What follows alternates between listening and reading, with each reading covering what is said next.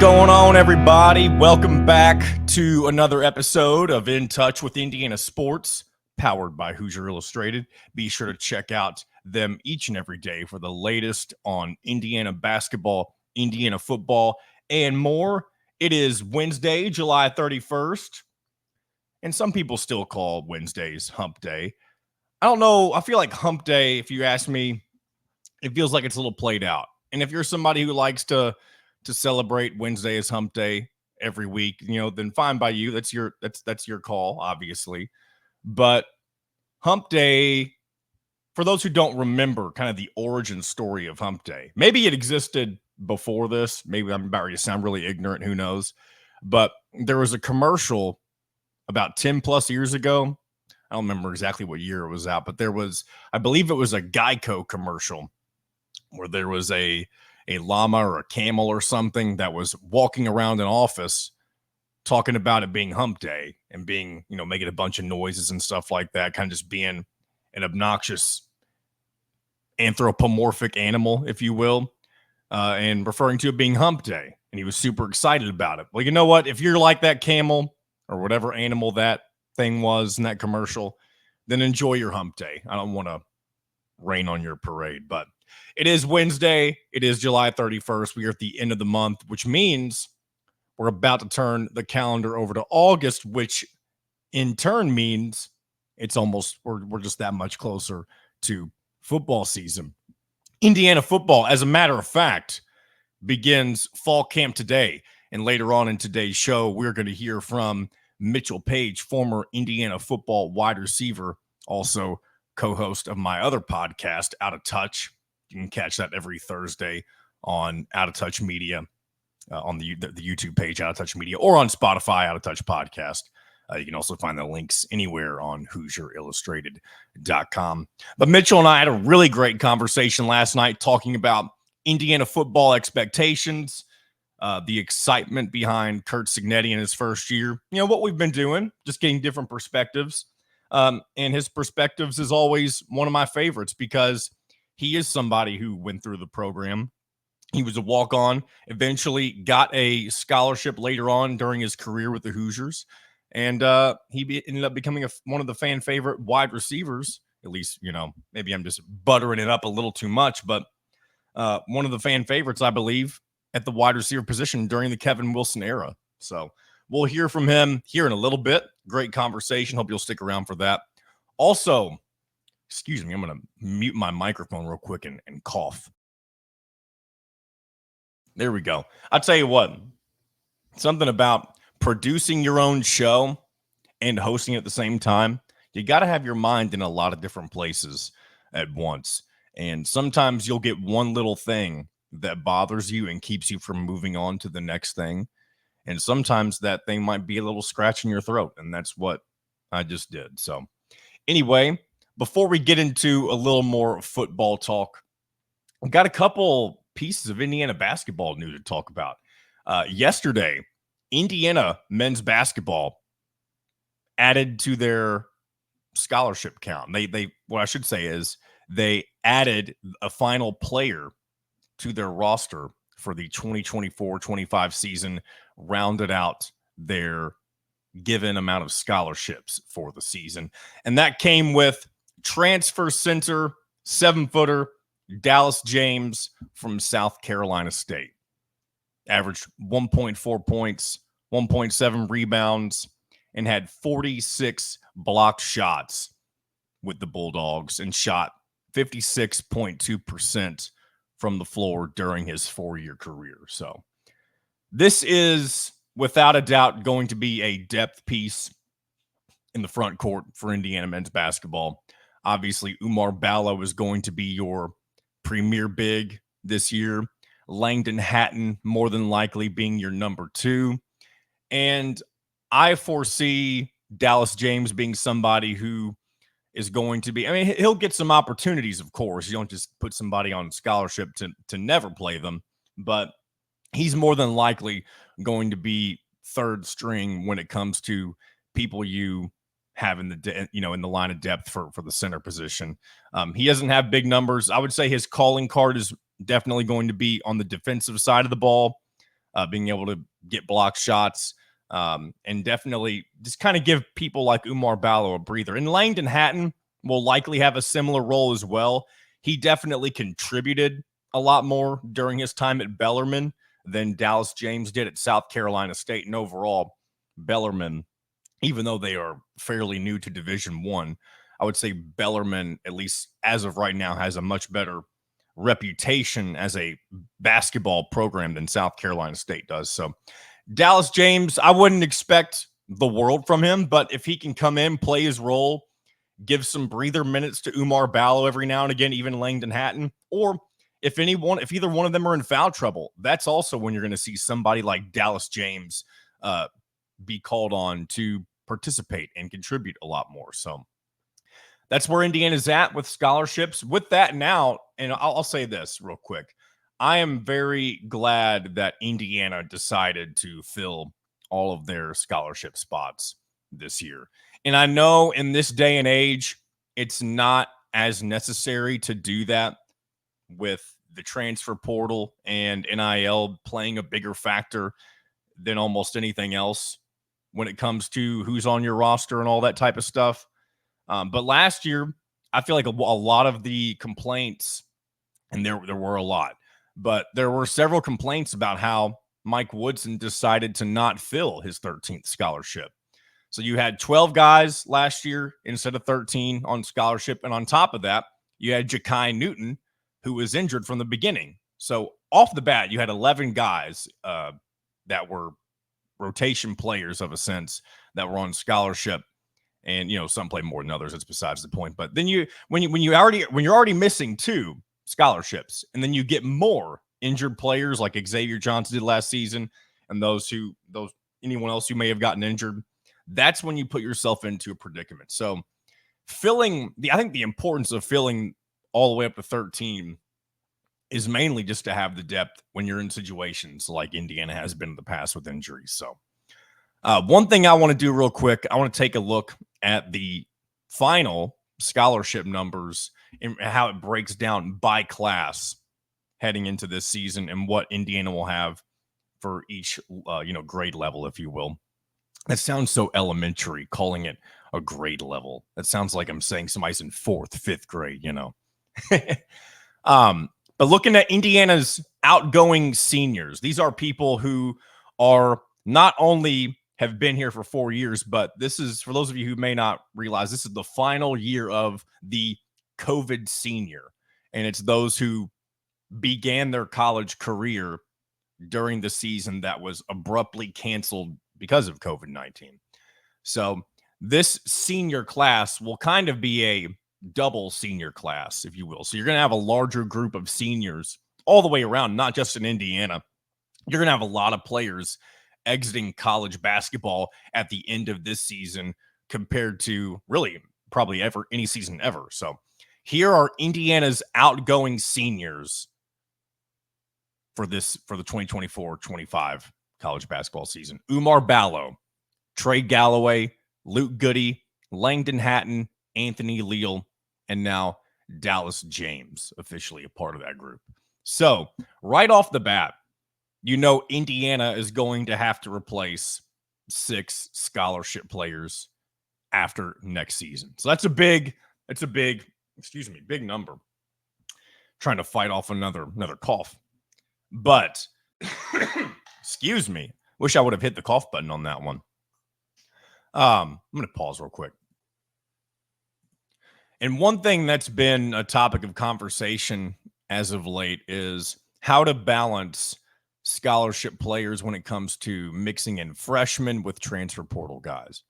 Well, I'll go ahead and tell you this right now. When you've got 6 players that for sure won't be on your roster next year, you have to make sure you're definitely playing both sides of this when it comes to the recruiting side, or when it comes to recruiting in general, whether it be getting freshmen or transfer portal guys. You can't ignore the freshmen like Mike Woodson has done in the past couple of years. And I do think he's begun to rectify that. And we'll go over a little bit of that later because as many of you are aware, there are several, especially in-state talent players that Mike Woodson is pursuing And there was a prediction recently for one of those in-state guys. He plays for a prep school, so do with that what you will. Who's currently being projected, I should say, to land at Indiana. So we'll talk more a little bit about that here in a little bit. But continuing on with the scholarship count. We only have one junior, and I shouldn't say we. That's one thing I've got to get better at. I don't know how much I've done it in these first 4 episodes, but I know it's not me playing. But Indiana, one junior this year. That's Malik Renew. And Malik Renew is a player who aspires to be in the NBA. Came from, almost said La Lumiere, but that's not what I'm thinking of. He came from Montverde Academy, excuse me. And I'm sure, honestly, and obviously I don't know Malik Renew personally, but I'm not sure he expected to be at Indiana for 3 years.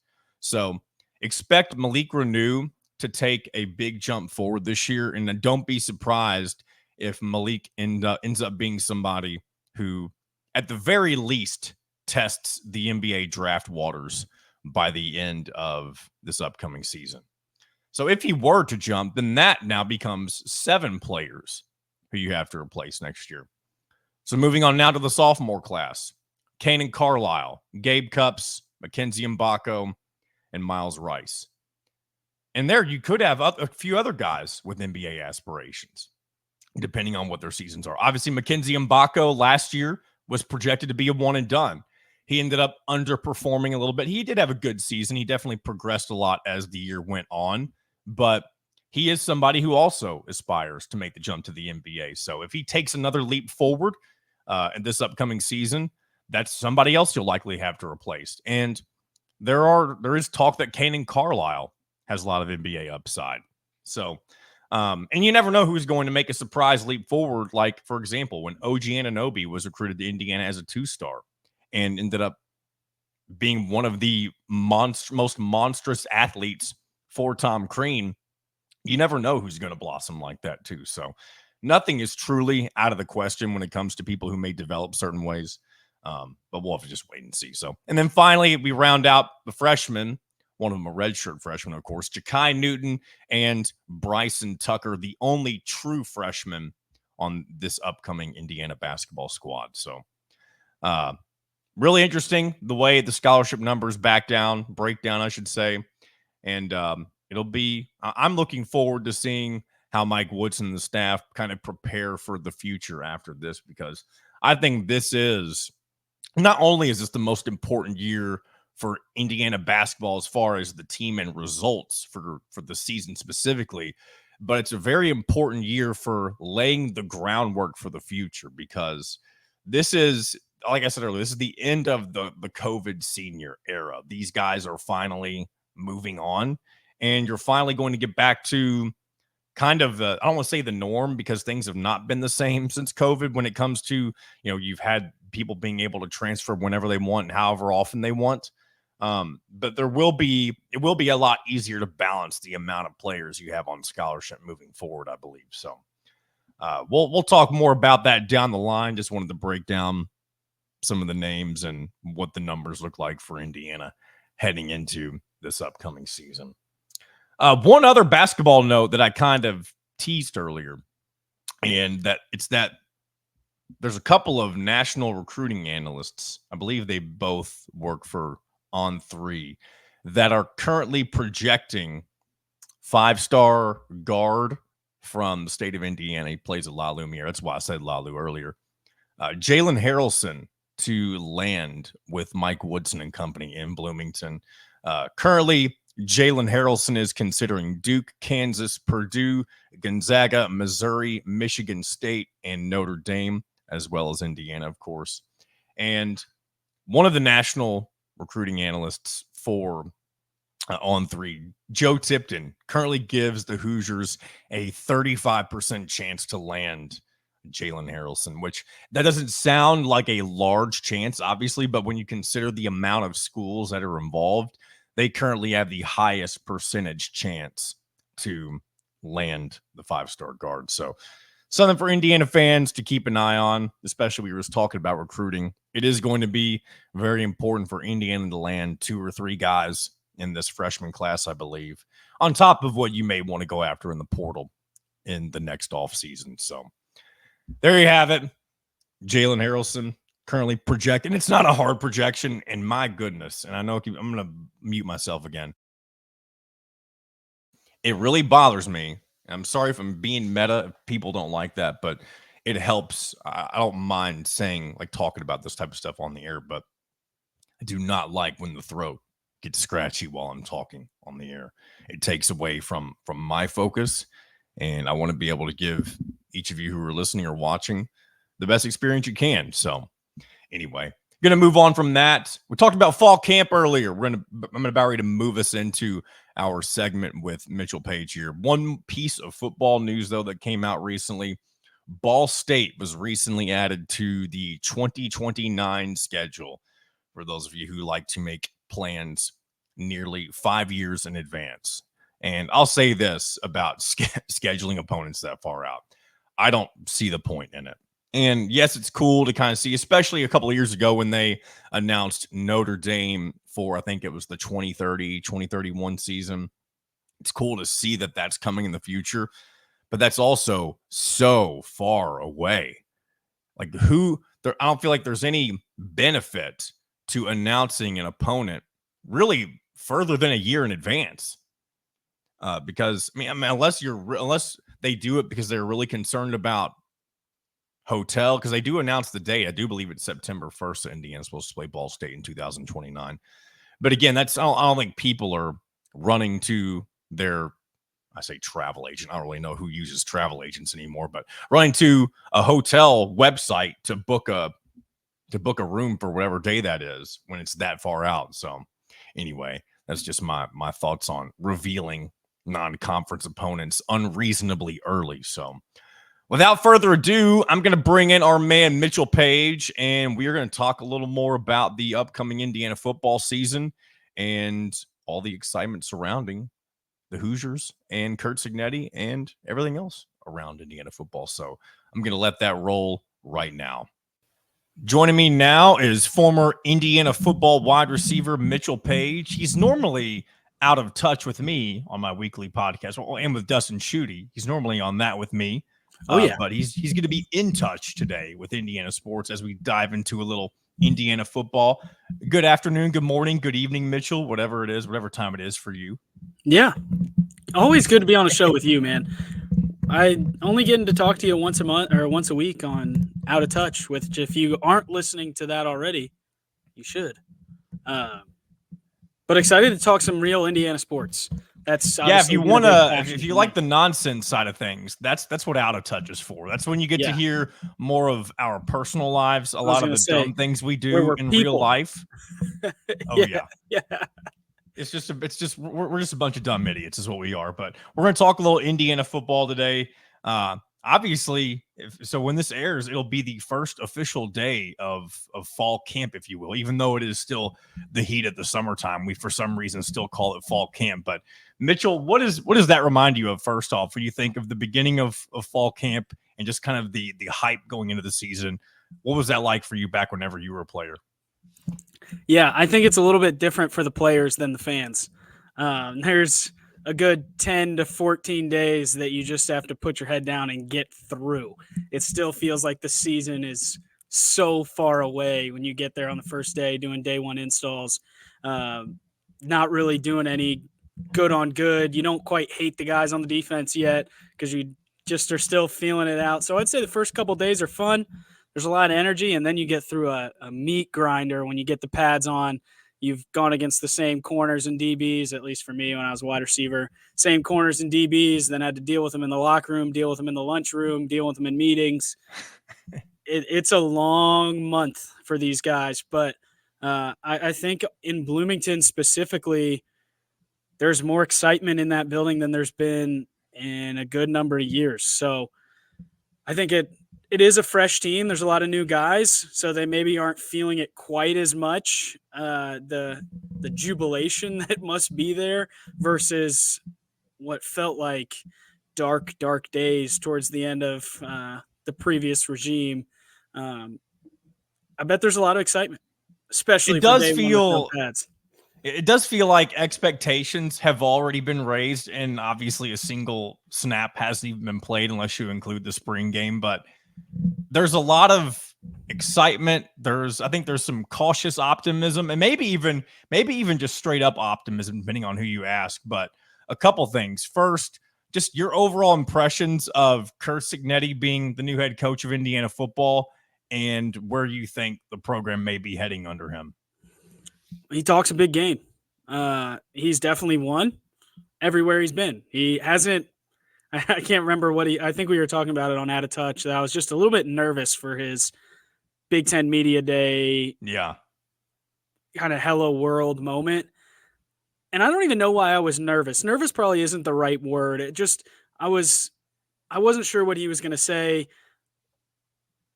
And he said, he's stuck with his guns. He's confident. He backs it up. He said, well, I'm looking at facts. I'm not here to talk about opinions. I'm just looking at facts. He's very matter of fact.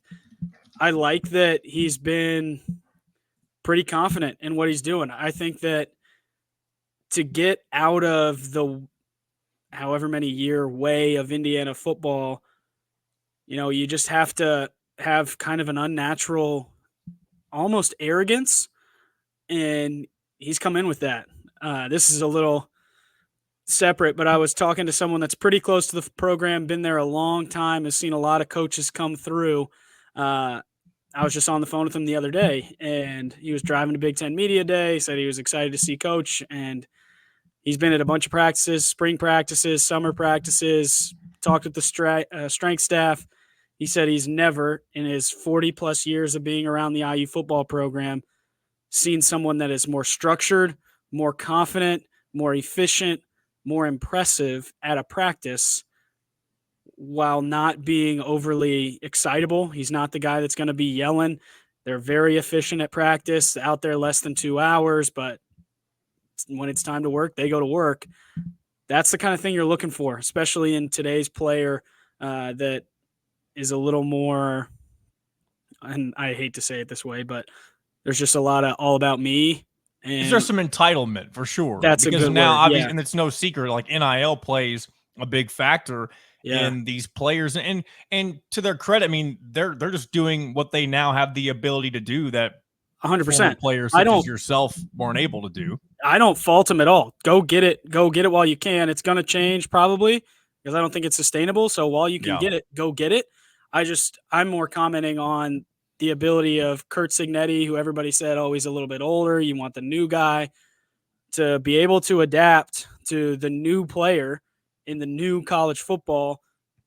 It's more efficient work. It's not spending hours and hours and hours on the field like they used to in the 2000s, 90s, 80s until you get things right. There's a lot more structure and a lot more efficiency. And if you can make that work, less time on the field means less injuries. You can keep your guys healthy, but you have to be making sure you're getting good work. So I'm hopefully going to be down there. I keep saying that. So do I.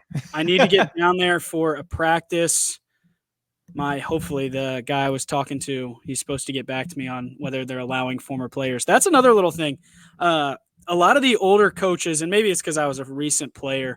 The only guy that I had that wasn't my coach was Tom Allen. And he welcomed back former players with open arms. Everybody was invited to everything. He had former player like meet and greet type deals. And I've said this on the air as well. I kind of like that has not been the thing, at least so far. We didn't do what Coach Cignetti wants to be done with the program, right? I never had a winning season in my 5 years. We scored a crap ton of points. We were a bunch of fun to watch, but I never finished 7-6. I went to 2 bowl games and lost them both. So we did not meet the standard of Curt Cignetti. And whether he's doing it intentionally or not, he has certainly not been arms wide open to the players of the past. And I think that's a good thing. We're starting in a new direction. You can come if you want, but we're not gonna bring you. You're not like in our car, if that makes sense. You can drive behind us, but you're not coming with us because we're going to a new place. I think it's a good thing. everything that I know about him, it sounds like he'd be a ton of fun to play for. It's interesting that you mention all that because he does come in with this attitude, and obviously it's no secret that he has a very unique personality, but he doesn't really acknowledge the past when it comes to Indiana football. Now, he does mention that they're not super far removed from a few successful seasons, at least relatively speaking, but he's not going to. I don't want to say he doesn't appreciate the previous eras, because I'm sure he's done his research and he knows about the minimal successes that have happened at Indiana football. But I think this guy is so concerned about really the present and the future and his goals for what he has with Indiana that he doesn't have time to dwell on what was. And he's 62 years old. And so being the guy that he is and the coach that he is, he's been in a few stops. He's never really had an opportunity at a Power 4, Power 5 program. This may, and obviously this is just speculation, of course, this could potentially be his only stop at a major conference program if he wants it to be. Being the age that he is, there's a chance that in his mind, he wants to build Indiana into being something that has never been seen before. Now, again, whenever the money comes calling, let's just say he has a phenomenal year one in Bloomington. He wins 9, 10 plus games. And I'm not predicting that. I'm just creating a scenario. And all of a sudden you've got, I don't know, Auburn calling. One of the big name programs from the SEC or maybe even in the Big Ten, that type of a thing. Maybe he flirts with that, considering if he doesn't jump now, when would he jump? But I think if you get 4 years down the road with Cignetti, I think it's fairly safe to say that somebody like him at his age is probably in this for the long haul. And again, you can deny me if you disagree with that, obviously, but I think that's something that you also haven't seen with Indiana as well, because this has always been a stepping stone program for anybody. And honestly, a lot of the guys don't even get to take that next step up because they fail. This is a failing program when it all comes down to it. But it'll be interesting to see. And I feel like I've kind of gone all over the place with my point. But overall, I do think Cignetti at least comes across like he's in this for the long haul. I agree 100%. Everybody kind of bashed the hire. There was a lot of young, new names, Kane Womack, guys from all over the place that were young, right?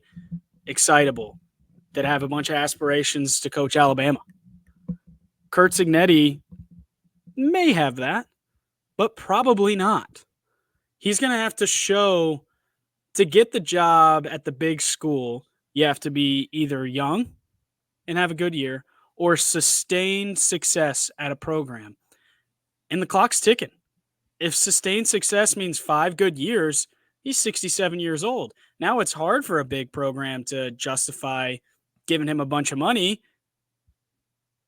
It's not right, but it's true. It's hard to justify to the fans, the boosters that are providing all the money, that, hey, instead of this young, flashy hire from wherever, I don't even know, James Madison. Oh, you're talking about someone that's not Cignetti. I'm saying Alabama or Auburn in this example gets, let's say, Ryan Walters from Purdue, does fantastic at Purdue.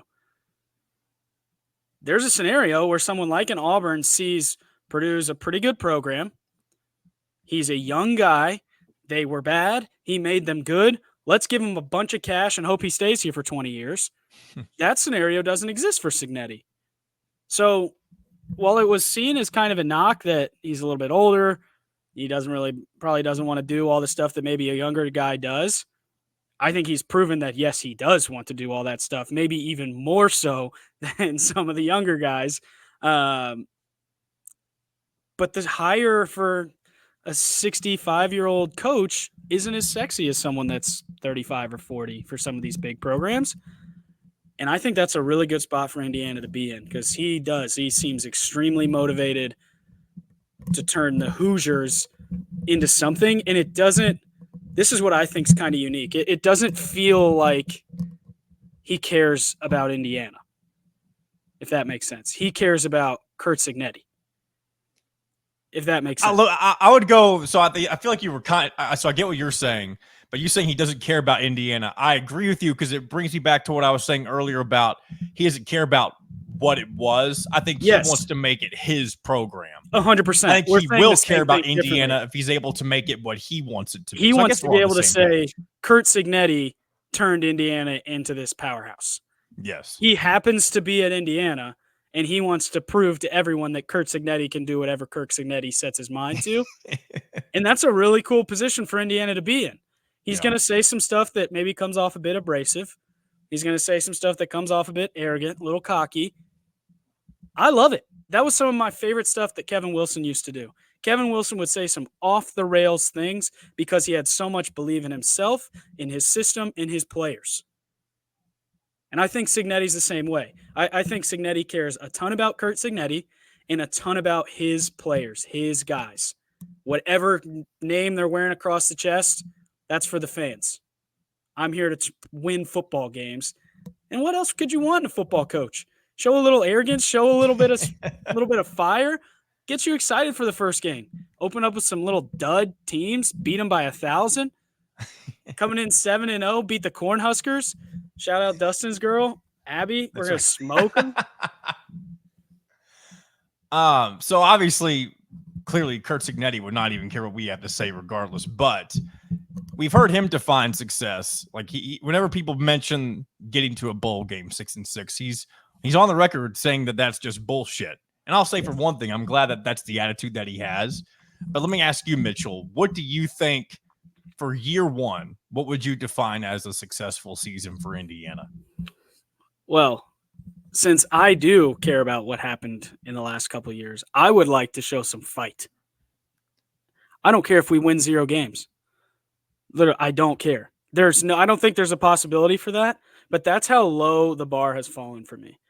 In the last year and a half, they have shown no fight.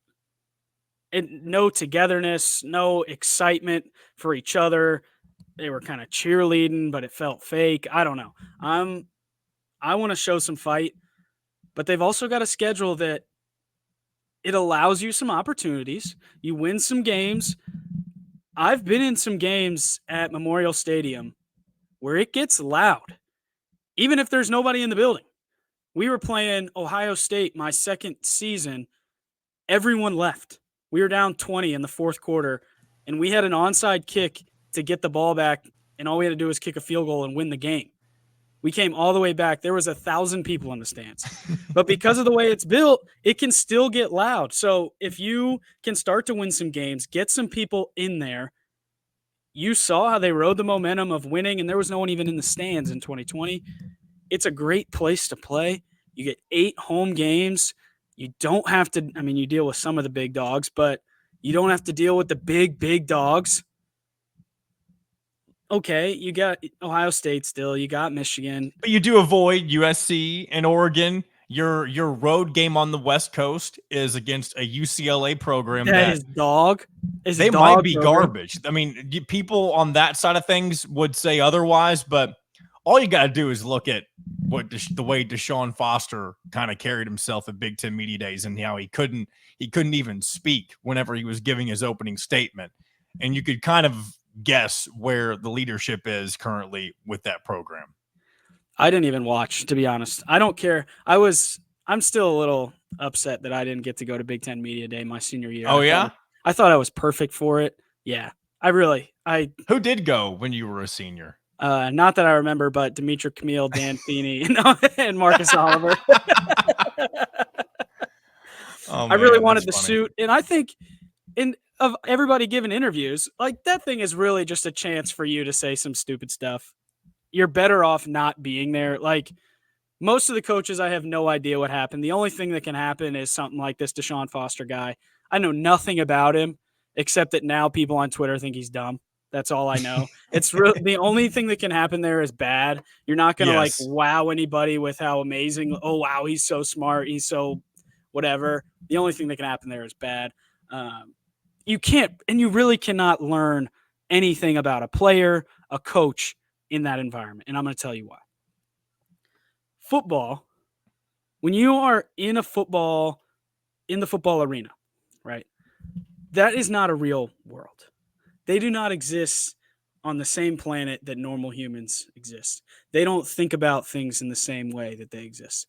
I like to talk about with my dad, like if football didn't exist, what would most, like 85% of football coaches do for a job? I don't know. I think they'd be salespeople. No. Because that's kind of what they're doing all of the time. They're No. selling their program. No, trust me. There's like 3 guys that sell the program. Everyone else is so focused on your split on punt. Like they're not even there. It's so specific and so weird, and like your brain has to operate in such a way to be able to watch film constantly and nitpick every little bit and come up with all these goofy plays. You're not like, okay, so Deshaun Foster struggled at the podium. That's not what his brain is wired to do. Yeah, it's fair. Very uncommon for someone to be like Nick Saban. That's why Nick Saban became Nick Saban, because he could do it all. There are very few people in all of football that can do that. So for him to not be the most professional guy at his first Big Ten media day when all the lights are on, okay, that I don't really think that's a reflection of the program. Who knows what's going on in there? All they're talking about is like big form tackling and high pressure contact, all this dumb stuff. That's what they talk about. So I'm kind of going all over the place, but that's a good point though, because I've thought I've been reading too much into it as well, and your perspective makes it make a lot more sense. These guys are wired for one thing: to score points or to stop points. That's it. They don't care about the stock market. They don't care about real estate. They don't care about the neighbor's dog. They care about how is the split with the left guard and the left tackle. Can we fire through the C gap or whatever gap that is on this kind of blitz? That's the only thing they're thinking about all the time. That's the only way you can be a college football coach. So for him to not really put it all together when they ask him a question like Dustin's up there asking about chicken sandwiches and stuff, I don't know. I just don't buy into a ton of Big Ten Media Day, especially with that. But I will say this though, and Cignetti said this twice, and he's dead right about it. This is still the entertainment business, and there are some coaches like Cignetti that fully lean into that because they have the self-awareness that this is a television product. You 100%. Have fans that are going to consume it and be absolute lunatics at times. They control your destiny. And so you have coaches like that who totally, like I said earlier, they feed into it because they almost kind of get their own little higher rush off of being that character in a sense. But think about, of all the coaches, how many get to be the charismatic leader of a program at a school like even Indiana, who has more losses than anyone in Division I history, but it's in the Big Ten, one of the 2 power conferences. There's more money in the Big Ten than the GDP of some countries. There's only 18 guys that get to be that head coach. That's it. There's only 18 of the millions of people. So for there to be like 5 of those guys just kind of reinforces my point. Like, it's hard to make it that far, to have the recruiting, the X's and O's, the ability to deal with all different players from all different backgrounds, and be charismatic in front of the microphone. There's just not that many of them. There just isn't. But it does produce some funny moments like Deshaun Foster. So to bring it all back to what we were talking about, I think realistic expectations are 6, 7, 8 wins. 8 home games against some teams that are really beatable. Nebraska's all fired up on what they got. I think they're going to stink just like they always stink. Rutgers has been tough for us. We don't play Rutgers this year, just to say. I shouldn't say we. Indiana doesn't play Rutgers even better this year. See, I don't even know who we play. UCLA stinks. Western Illinois, we finally got an FCS game that isn't hard. Well, theoretically. Unlike Indiana State wasn't hard last year. No, it wasn't. Akron is almost an FCS level team. They took us to double overtime. Yep, no, that's true. Yeah. So anyway, I'll go and give you the schedule rundown, Mitchell, in case you haven't seen it. FIU at home, Western Illinois at home, UCLA on the road, Charlotte at home, Maryland at home, that's Northwestern on the road. Those are your first 6 games. And Northwestern, that won't even be in their real stadium. That'll be like in a That's on the random lakefront. soccer stadium in Chicago. That's on the lakefront, baby. That'll be an interesting game. That's Northwestern's. We talked about this. Their whole deal is to lull you to sleep and make you not realize you're even playing till the second quarter. And that's kind of been Indiana's deal too, though. No, I disagree. Because we've been recently. We didn't realize we were playing until the season was over. But Indiana's kind of deal has been score points on offense or rile you up on defense. It was always one of the two. But because we came with some flair, you had to be ready from the jump. Northwestern plays really boring football. Really boring. They run the ball efficiently. They tackle well, but they don't do anything flashy. They're not going to throw an 80-yard touchdown pass like we might have. So when you go play there's going to be 400 people at the game. You feel like you're playing a flag game. This is a Big Ten matchup. They're really good on that team. There's a bunch of really good players that play there, and I just hope they don't get lulled into sleep. I think Maryland is obviously by far the hardest game, though, of those that 6. Stretch, those first 6 games. By far. And by the way, the first bye week is right in the middle of the season, right after the 6th game, which I love. There are 2 bye weeks this year, which I'll get to in a minute. But I love that the first bye week is right at the halfway point. I love it. That's because then they get into a little bit of a meat grind. Yep. And so from there on, you get Nebraska at home, Washington at home, Michigan State on the road, Michigan at home, another bye week, Ohio State on the road, and then you finish the season, of course, with Purdue at home. Yeah, I think that second bye week is going to be massive because they're going to be banged up probably. Kurt, it's right in between your 2 hardest opponents of the season. I was going to say, Kurt, I hope you don't hear this, but you've got some games before that bye week that are not easy, that come hot and heavy. Might take some on the chin. That's just part of it. There's a point in the locker room where it's been a long season. You're 10 games in, you're tired, you're hurt, and you just got beat. And that stinks. Bye week is always a little bit refreshing. You probably take some time off with Cignetti would be my guess. Not time off, but you're not out there grinding like some other coaches might be. And get ready to play a team that is very likely going to have a chance to win the national championship. What more could you want? Michael Penix put his name on the map at Ohio State with Ty Freifogel. All 3 teams that Indiana finishes the season with are the teams that Cignetti said sucked whenever he was introduced in Assembly Hall, Michigan. Yeah, Ohio he was State, only right about one of them, but I appreciate the other 2. Oh, man. I guess we'll wrap up with this. I know you said expectations could be set anywhere between 6 and 8 wins. I think I'm with you. I do hope that if they do reach bowl eligibility early, that they can exceed that and get to 7 or 8. Because something about 6 and 6, it just I'm with Cignetti. It's just kind of lame, especially this day and age when you have players opting out of bowl games. And when you're 6 and 6, you're probably playing against like Central Michigan in the Quick Lane Bowl or something. Am I right about that? We were 6 and 6 both times. That's true. You can play Duke in Pinstripe Bowl. That was a Power 5 on Power 5. And then Foster Farms was Utah. So Utah was a top 20 team when we played them. I think because of the positioning of the Big Ten, you're going to get a lot cooler bowl games. Yeah. Even if you're 6 and 6. But, I mean, yeah, you don't want to get into play in like the Gator Bowl against Tennessee or the Outback Bowl against Ole Miss. Those are big-time games for your program, for your players. NFL scouts don't watch the Quick Lane Bowl like they do the Outback Bowl. It just is a fact. So you have to get exposure. You go to a bowl game like even the Gator Bowl, donation dollars go in. You saw Oregon unloaded the clip, unlimited NIL. That's game-changing stuff. At least in the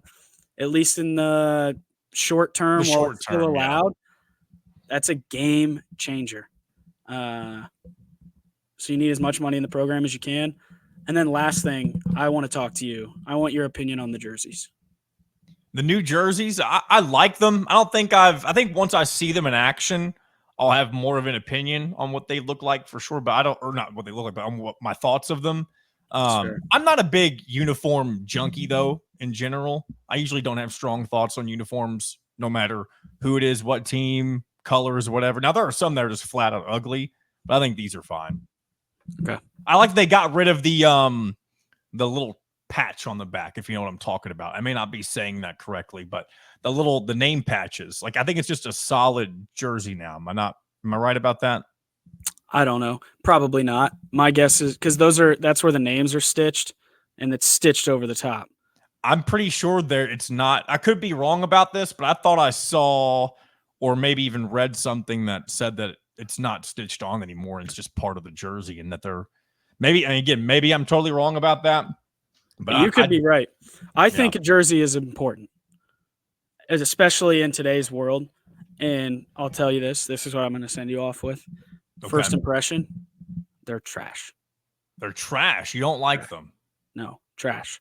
They look like trash bags. Why are they so big? They're trash. If you haven't seen, it looks like we're wearing a parachute.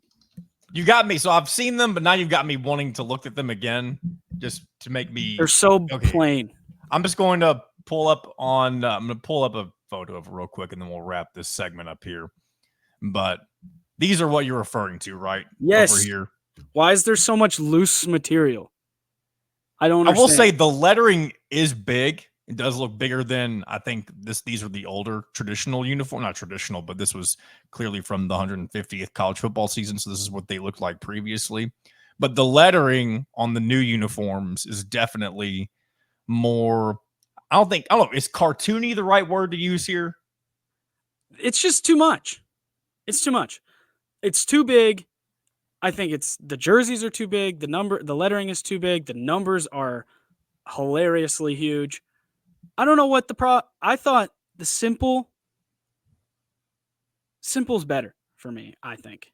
I'm trying to see if I can find the example of the new nameplate, but I don't know if I could find it on Google Images. I don't know. Here we go. Here's something. Here we go. This is for Sean Asbury. I know I'm officially going down a rabbit hole. Yeah, this is bad radio, but maybe you're right. I don't know. So either way, yeah. I just think simplicity is the best. The Chrome Domes, love to see those come back. Just also shout out to I saw the Indinia, the infamous Indinia uniform pop up on here a few moments ago. I don't know where it went, but just a classic blender. I think that was the moment that set our program alight. It was the omen heading into the Iowa game that things were not good or not going to be good. Bad. Yeah. That it was Iowa, right? That was the opening game of the 21 season. I was so hyped for that game. So hyped. I think I drank a whole thing of Tito's vodka because I was so hungry. All right, that's Mitchell Paige, formerly of the Indiana football program. Obviously, if you want more of this nonsense, especially if you want to see us talk more nonsense, please check out the Out of Touch podcast. Releases every Thursday on the Out of Touch Media YouTube channel. Also, you can find it on Spotify. You can search Out of Touch podcast. And also, check everything out on HoosierIllustrated.com. Mitchell, we'll definitely do more Indiana football talk. We'll probably have you on at least one more time prior to the season. Sweet. And then we'll go from there. Maybe we'll check in pretty regularly once we get into the thick of things. I have thoughts, so I'll come on anytime. And make sure give him a follow on Twitter, especially if you love watching Mitchell troll people. Yeah, if you want to interact. I'm not a troll. I'm an interactor. Yeah, that's a good way to say it, I guess. But if you're coming, you better come with some heat because I'll fire back. He will. I'll fire back and we'll have some fun. Can't wait though, man. We're less than 4 Saturdays. Yeah, we're officially August 31st is the kickoff with FIU. So tomorrow's July 31st. No, is tomorrow August 1st? Tomorrow's August 1st. Yeah, we're a month away. Yeah. That's a Saturday, right? They play on Saturday? It is. They do have a Saturday to kick things off. I'm a Miami Hurricanes fan as well, and Miami plays Florida on Friday, so that's good. Little weekend for me. Mitchell Paige, everybody. Thanks again. Appreciate your time as always. Of course. Big thanks to Mitchell Paige for taking the time once again to chat with me a little bit about Indiana football. That won't be the last time you hear from probably probably hear from him multiple times, as you heard me allude to, as we get into football season and things get rolling. And I'm excited. You can tell we're both excited if you just listen to that. And it's always nice to hear a perspective of a former player be excited about the future, especially when things were not looking good the last couple of seasons. So a lot of good things coming for Indiana football. Hopefully, at least that's where we're at. The offseason, you can't, I mean, you can lose in the offseason, but it feels like you can't lose in the offseason sometimes when you're a first-year head coach. They call it the honeymoon phase for a reason, because you get to prop everything up however you want. And as long as you do your due diligence and do well on the recruiting trail, do well enough, I should say, in your first go-round, and you say all the right things, I mean, it doesn't always take a lot to get people excited when you're a first-year head coach, because it's something brand new. But this one does feel just a little bit different, as you heard us talking about. Like, for example, if you just go back to the previous head coach with Tom Allen, that was a situation, if you remember, for those of you who were paying attention to the program back then, Kevin Wilson was let go what many people thought was prematurely. There were some allegations involved, and there's a lot of gray area with what happened with that. So I'm not going to get into all of the details with that. Maybe down the road, Mitchell and I can do a deep dive on that if that's something he'd be comfortable talking about, because Mitchell does have some thoughts, but I would never, ask him over the air to talk about that type of stuff unless he wanted to. So anyway, when that transition was made from Kevin Wilson to Tom Allen, a lot of people saw that as just kind of taking the easy way out, because normally when a coach is let go in the manner that Kevin Wilson was let go, you normally fill that role with an interim. And many people thought Tom Allen might just be the interim coach for Indiana football back then. Well, no, Fred Glass took that a step further and made Tom Allen the permanent head coach right off the bat. And there were some good things that came from that. But at the same time, that in retrospect is kind of seen as the cheap move, if you will. You didn't have to go out and hire a search firm. You didn't have to vet a large number of guys. And under this new regime, with Scott Dolson being the athletic director now, he decided, and everybody was talking about this whenever Tom Allen was let go at the end of last year. If you were going to make the move, which they should have, and they did, that was the perfect time to show that you are going to be all in on football moving forward. Because, as I've said numerous times before, and I hate that I already feel like I'm sounding like a broken record, but it is that time of year where you do kind of feel like you're repeating yourself, because it's all speculation, as I've continued to say. Because if you're not all in now in this new look Big Ten and the SEC, we're now entering an era of the 12-team college football playoff. You're adding teams from the West Coast in this conference specifically. You're going to get left behind. And the problem with Indiana is they're already so far behind. And what I should say, there's no way to go but up. So it's not really a problem. But you don't want to stay so far down that you can't get yourself back up. And that's why it was so crucial for Indiana to make the right move this offseason. And it seems like they've made every move correctly so far. You brought in a guy, you brought him in quickly, you brought in somebody who is motivated to leave his mark and really kind of make it his program, as Mitchell and I were talking about. And this may be a weird comparison, but this is what I think of when I look back on what Mitchell and I were talking about, saying that this is Cignetti's program and not necessarily an Indiana program. It makes me think of John Calipari when he was at Kentucky. And some of you may think that is a wild comparison, and understandably so. But here's the thing. John Calipari at Kentucky for, 15 years? He made Kentucky something that they weren't ever before. And yes, Kentucky's always been a national basketball powerhouse, but he turned that program into something that really was brand new at the time, and that was the one and done, bringing in guys, get them to the NBA, that type of stuff. He ran the program the way that he wanted to, and he wasn't going to let anybody or anything else stop him. And he ran it his way until they ran him out of town at the end of last season. And I know he stepped away, but that was because of all of the animosity from the fans and the hostile kind of chatter around him and his job and what he had done and how he couldn't adjust, that type of stuff. So that style of coaching, or that I should say that attitude that you are as a coach, that can bite you in the ass in the wrong circumstances. But when you're successful and you're doing things the way that you want to, that just shows that it is your program and you have it. If you can be in control that way, then there's not a whole lot that can stop you, really, other than yourself. If you can't adapt to new things with the game. And that, again, that was kind of what was John Calipari's downfall. He couldn't adjust to getting older as other teams were getting older. And the adjustments that are necessary now is the transfer portal. And this goes for football and basketball. And actually, a lot of people have that same complaint about Mike Woodson. A lot of people are worried that Woodson hasn't adjusted to the new way of the game, especially when it comes to his style of play. The fact that he runs his style through the middle as opposed to not being as focused on three-point shooting. Now, here's the thing. Mike Woodson has addressed the three-point shooting when it comes to the guys that he's brought in, specifically from the transfer portal, guys like Luke Goody and relying on and Kaden Carlisle and Miles Rice, that type of stuff.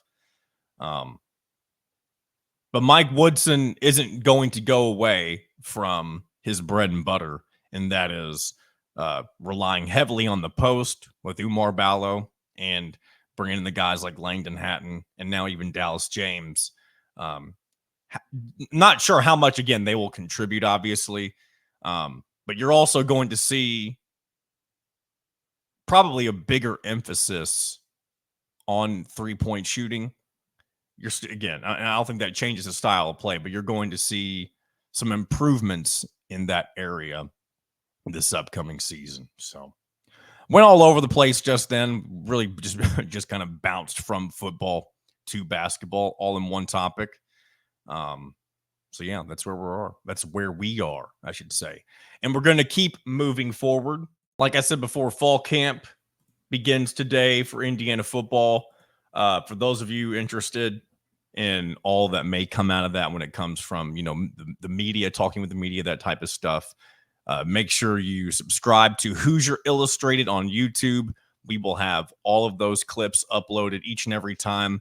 Kurt Signetti, the coordinators, the players, anytime they talk with the media, that stuff will be uploaded to the Hoosier Illustrated YouTube page. And while you're there, go ahead and subscribe. Hit the subscribe button. Hit the like button on this video if you enjoy the show. Leave a comment if you have a question for me. And I've talked about future plans for the show. Here's one thing I want you guys to comment on if you've made it this far into the video. I'm thinking about implementing the voicemail that I use for the Out of Touch podcast. I'm thinking about using that same voicemail line for this show. And I know I've talked about doing live shows in the future, and that's still on the table. We just have to figure out when it would be best to start doing them live, and we kind of need to have more of a schedule, I should say. But as with the voicemail line, would you all be interested in me implementing that for this show? And I'm not going to give that number out right now because I just want to figure out that's something we want to do. But if you're somebody who has a question and you'd rather leave it over voicemail because maybe it's just easier for you or it's more fun to do it that way, I prefer doing the voicemails. But I mean, I don't mind YouTube comments as well, especially once we do it live. But if you think you would enjoy the voicemail method, leave a comment and just say, your thoughts on that. Or if you think that would be stupid, you can tell me that too. If you think I'm an idiot, you can tell me that. Hopefully you don't, but hey, I'm here to I'm here to just be a talking head, I guess, as they say, a pundit. I don't think I'm a pundit. I don't think I'm a very good one, I should say. But I'm still I'm talking behind a microphone, and we're gonna keep on keeping on, as they say. So I think we are going to wrap up today's edition of In Touch with Indiana Sports. Once again, powered by Hoosier Illustrated. Be sure to check out everything they've got going on their website as the season moves, or as we get closer to the season, I should say. We'll have updates on everything from players to coaches, recruiting, all that type of stuff. Big shout out, as always, to Kyler Staley and Alec Lasley, and even Drew Rosenberg. I don't talk about him enough. We're going to get him on the show too. He's somebody who has been with Hoosier Illustrated for a while as well. Everybody on the staff does a great job. So be sure to check out everything going on at HoosierIllustrated.com. And again, subscribe to the channel, hit the bell for notifications, just so you get reminded anytime there's a new post, whether it be this show, whether it be talking about the Hoosiers podcast, or whether it be anything that gets posted out from the media. It's not media days, that already happened, but the press conferences that come out. So keep it locked on HoosierIllustrated.com for all of your information regarding IU sports and more. That'll do it for today. Thanks again for joining me as always. Big thanks to Mitchell Paige for taking the time to talk today as well. And we will do this again on Friday. Thanks, guys.